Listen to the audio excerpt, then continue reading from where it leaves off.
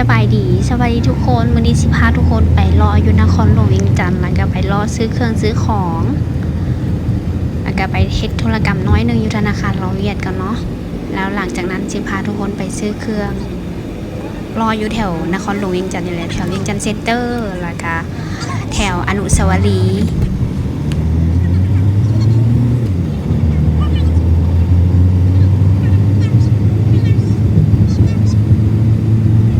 ตอนนี้ในการจราจรในถนนหนทางก็สิมีประมาณนี้เนาะก็ยังล็อกดาวน์แน่ปิดเปิดประมาณนี้แหละเดี๋ยวพาไปรุ่นเบิงเนาะว่าสิเป็นแนวใด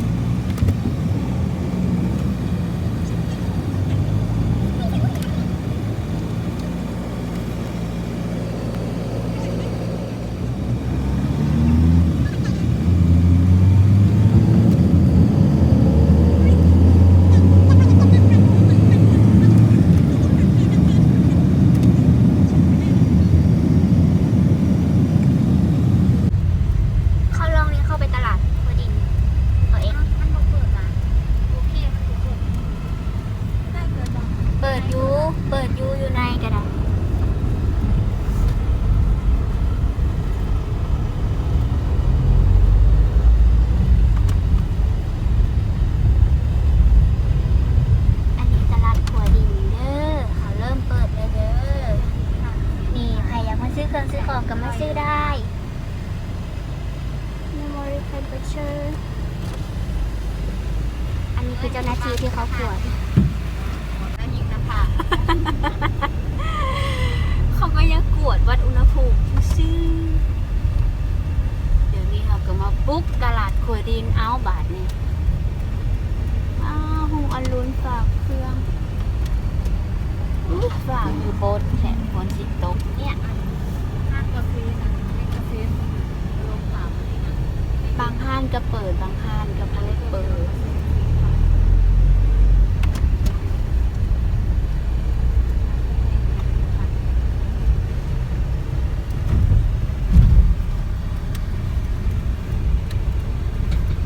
อันนี้เนาะตลาดขัวดินเนาะ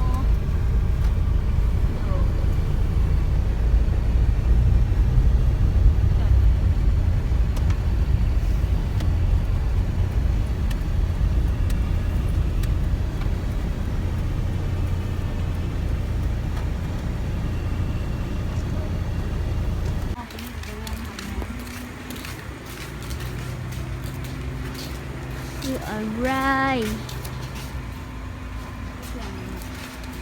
แมสเมอร์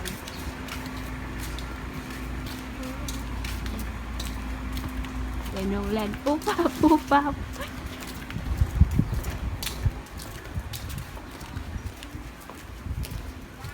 ชื่ออะไร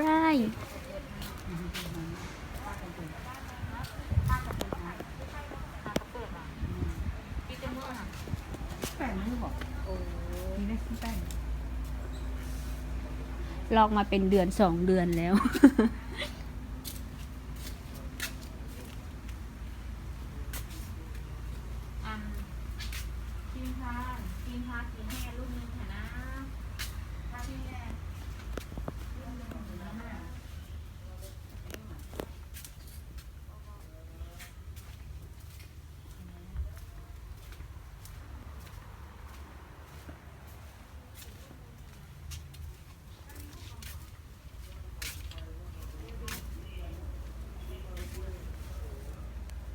ซื้อยังมา เดี๋ยว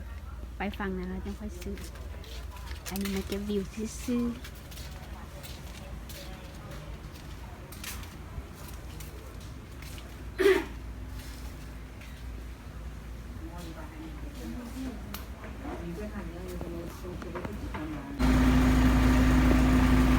อันนี้เนาะคือตลาดเช้าบางห้างเขาก็เปิดบางห้างเขาก็ยังไม่ได้เปิดเนาะคือที่มีประมาณนี้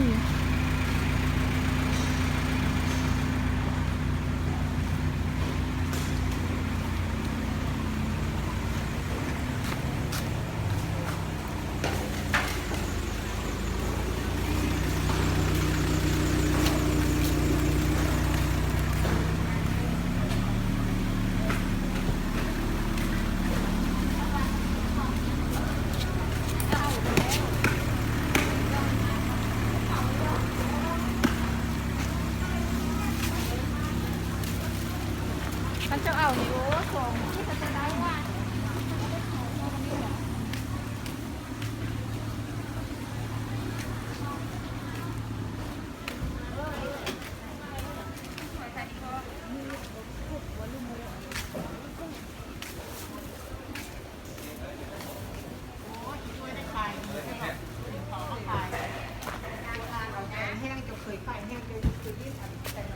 ปิดเลย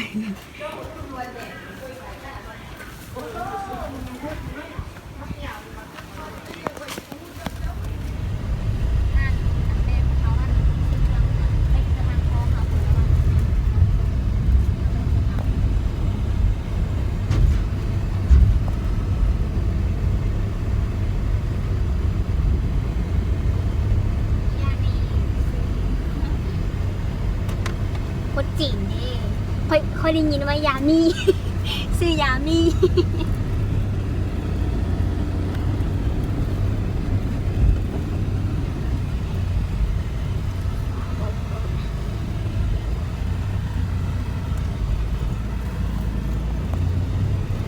อันนี้ทางลาดออกตลาดคุดินสดตลาดลงปลาลานสดลงปลาลานโอเค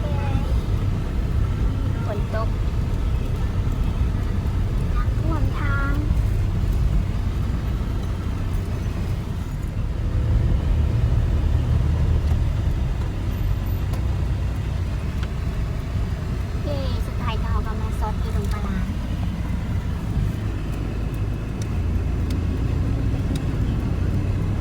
เพื่อว่าเวลาอาหารเองก็ต้องไปไม่ค่ะ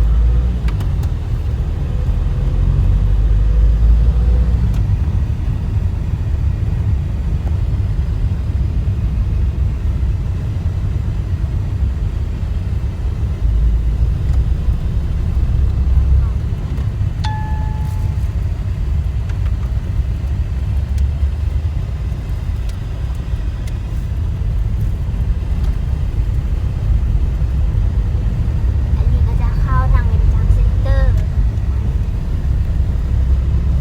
กลับจากตลาดเช้ามากะมาเข้าเวียงจันทร์เซ็นเตอร์นู่นที่ทำงานเก่ง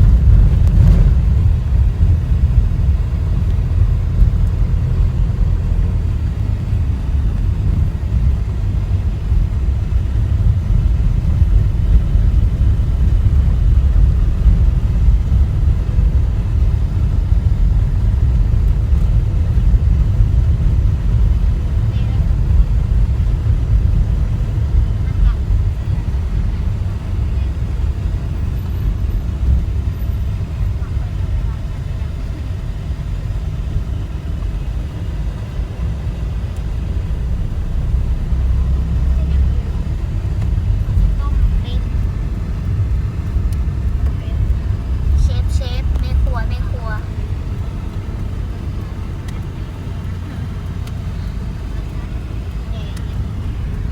ทานไข่ส้ม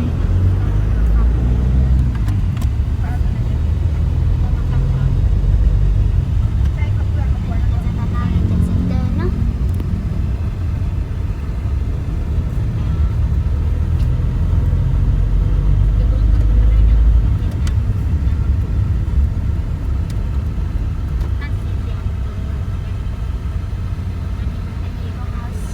เข้ามาซื้ออาหารแมว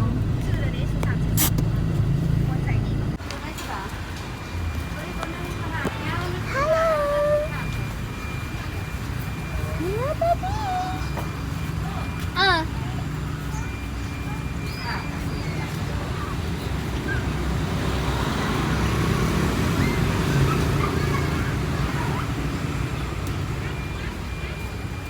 อันนี้น้องซีเวมาซื้ออาหารแมว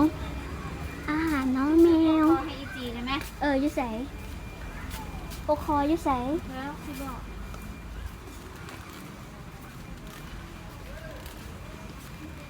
อาหารก็จะซื้อแบบเดิม เอาแบบที่เจ้าเคยซื้อไปให้เด็กน้อยจูนั่นเถอะนี่ ชื่อตัวใหญ่เลยว่ะ ซื้อถุงนึ่งเอาไว้ให้เจ้าไปไว้ให้เด็กน้อยจูหน้าห้องน้ำ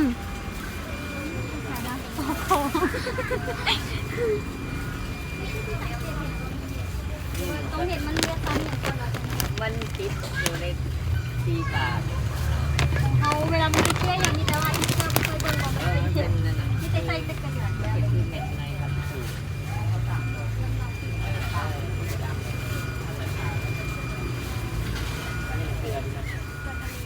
เออเป็น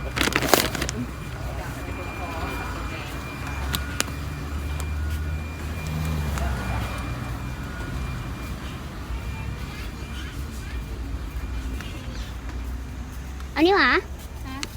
อันนี้ของหมาที่ พี่ใส่เจ้าสิเอาเนี้ยไหน เจ้าสิซื้อให้จังไดซื้อให้ของใหญ่หรือของน้อย ถุงใหญ่แบบนี้นะ ที่เจ้าเคยซื้อ ให้ละ เท่าไหร่เนาะ อันมีโอถุงใหญ่3 กิโลวะ นี่ซีฟู้ดทูน่าปลาทู เอาปลาทู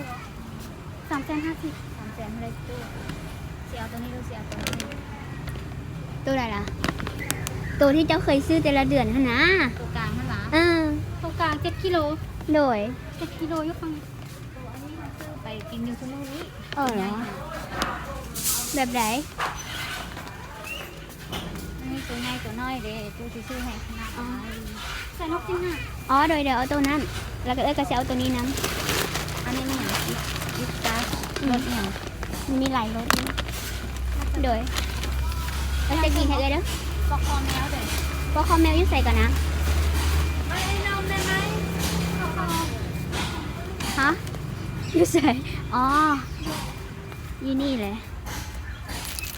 นี่นะอันนั้นนี่นะสั้นเอาสีอันนี้นะ สี ให้ มัน นะ ทรงฟิงทรงฟิงไง เรืองนี่นางาม มันเปื้อน สีหลืงมันอันนั้น มันมากอันนั้น อยากได้สีด เรียกสีด ำอันนี้เท่าไหร่ก่อน ยาวได้ตัวเป็นโบนะมันเอาตัวเป็นโบมันนักตัด เอาสีนี้แล้วกัน ำก็เราเอาสีนี่แหละกับสีเหลืองเลือกเพราะว่าโตมันสีอันนั้นเลย เอ้ยกระลิงไงแม่ นี่ได้แล้ว เอาสีเหลืองนี่ไปให้อีด้ามันเหงาเฮง